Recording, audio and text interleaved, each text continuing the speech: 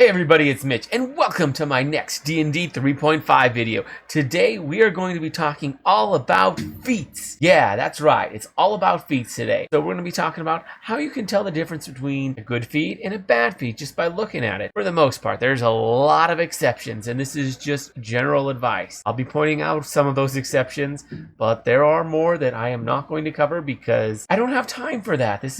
I don't want to make a 5-hour video. Some general advice for feats. First thing we want to talk about, in general, you want a feat that gives you lots of options. That's going to be a really good feat. You want something that's going to make it so that you get more options, like something combat specialty focus. Like there's a feat where if you use like a whip and a net, that'll let you like make trip attacks and stuff. Stuff like that tends to be good. That's not the best one out there, but there's other feats like that that are pretty good. They give you options in combat. They give you more things that you can do. Now, an example of a bad feat would be something that gives you a static bonus. Iron Will, which gives you a +2 to your will save. Maybe it's +3. Either way, it's not great. There's the classic of Toughness, which gives you 3 health. Solid at low levels, like level 1, maybe level 2, but it very quickly becomes underpowered because it becomes a very small percentage of your health, and feats make up a big part of what makes your character good. That's a huge part of your resources for customization. So you really don't want to be putting that on something like Toughness. So that's not a very good feat. Other feats like Skill Focus, not very good.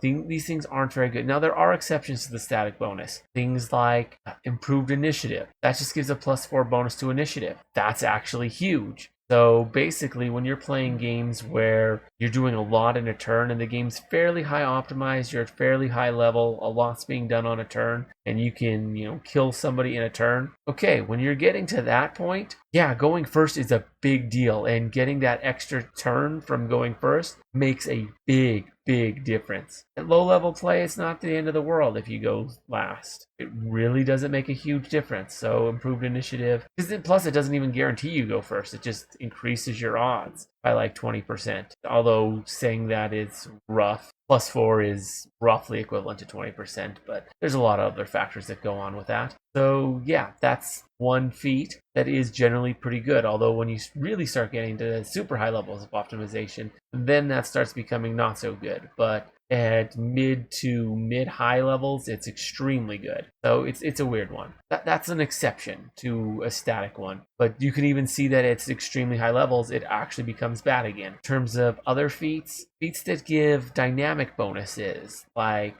improved toughness. Still not great, but much better than toughness. That gives 1 hit point per level. So, by level 20, you're getting an extra 20 health. That's actually okay. Is it great? No. Are there better feats? Absolutely. But it's all right. If you got an extra feat lying around and you can't think of anything better to throw at it, proof toughness might be all right. It's an okay one. So that's an example of a dynamic bonus. It scales as you get higher level. The higher level you get, the more proof toughness does for you. Unlike regular toughness, which gives you 3 health no matter what. Now you can take it more times. That's more feat slots, and those are extremely valuable. Another example of one, and this is an even better example of a feat that gives a static bonus, is actually considered really good, and that would be extra turning. Now, extra turning, it just gives you 4 extra turn undead attempts, which may seem like that's really bad because turn undead isn't that good, which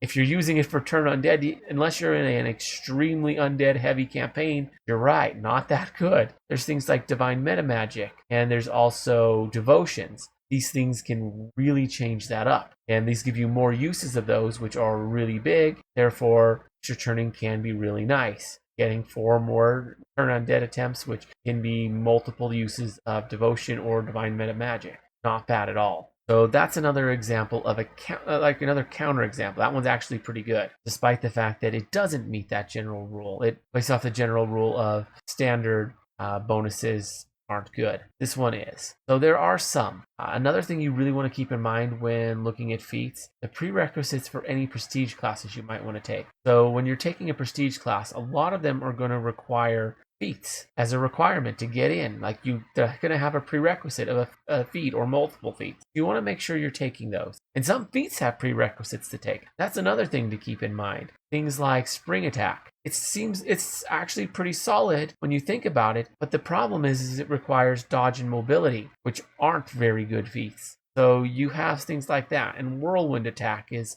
honestly okay at best, and it's really, really heavy in prereqs. So you really got to keep that in mind. Another example of feats that are very static and not generally that good are weapon focus and weapon specialization, and as well as the improved and greater versions, which is something that only fighters get, which is something we need to talk about, but at the same time, are not good. Unfortunately, those are feats that only fighters can take, and they're very few only fighters can take, so it really makes fighters less good. So there's that. Although the Player's Handbook 2 does kind of remedy that with some of the feats that they have, which require those feats, weapon specialization and weapon focus, but are actually considerably better. So a little bit fixed. So there's that. Other things to keep in mind are how often do you get feats, which is why they're so valuable. You get one at first level, everybody does. Humans get an extra one at first level. You also get one every third level, so you get it at third, 6th, 9th, 12th, all those levels, 15th, 18th, so on and so forth. And on top of that, you might get some bonus feats from your classes, like fighters get a bonus feat at first level, as well as 2nd, 4th,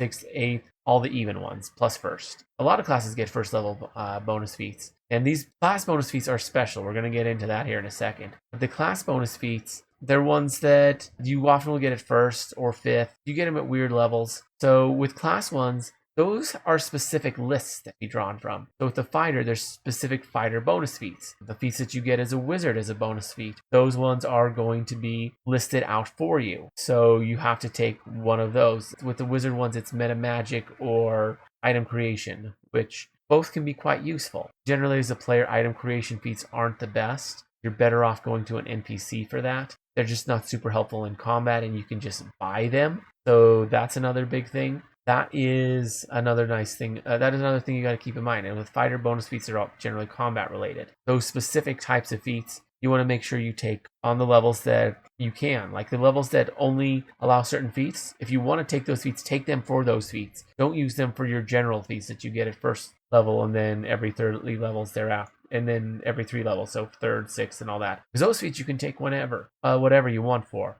Try and take those with the weird stuff that you're not allowed to take with your class bonus feats. So there's that. There's also some classes that have bonus feats that are locked in stone. And those ones generally don't require that you meet the prerequisites for, which are kind of nice, but they generally kind of force you into them. Like the monk, you can take, snatch arrows, or you can also take Stunning Fist. Now, Stunning Fist is generally the better option. Stunning Fist is actually better for monks than it is for fighters or other. They get 3 times as many use. Really nice. I like that about the monks, that they're better at Stunning Fist. Yes, it's a feat, but the feat does specify that monks are better at it. So that's kind of cool. So with those, you don't have to meet the prerequisites. And there's several others with monk. Now, the ranger is another interesting one. Because the ranger, you take your weapon style, and you can do either 2-weapon fighting or ranged. You go 2-weapon fighting, you get 2-weapon fighting, greater 2-weapon fighting, or improved 2-weapon fighting, and then greater 2-weapon fighting. So you'll get those at, I think, 2nd, 6th, and 11th level.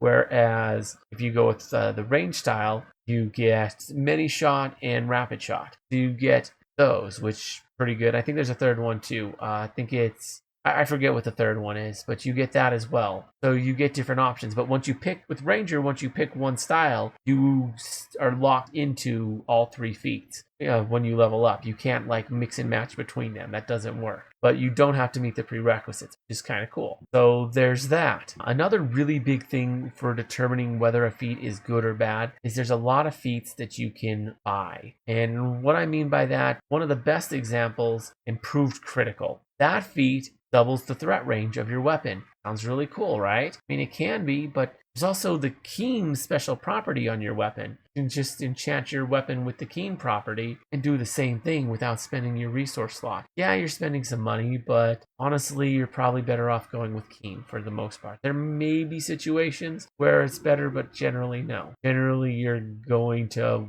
prefer the keen property over the improved critical feat. They do the same thing. So there's things like that. There's also some variant rules where you can go to locations to get the benefits of feats. So there's a number of different things that you can do out there. So keep that in mind. And if you can buy a feat, probably better off buying the feat, than actually taking the feat. Because feat slots are very valuable. You only get so many of them. They really, really determine how good your character is. Keep that in mind. I think that's mostly all I have for general advice. Let me know what you guys think down in the comments below. I always love hearing from you. If you enjoyed the video, consider giving it a like. Maybe subscribe for more D&D 3.5 content. Also, down below, I'm going to have a link to my Twitch channel as well as to my Discord. So check that out. But anyways, as always, I'm Mitch.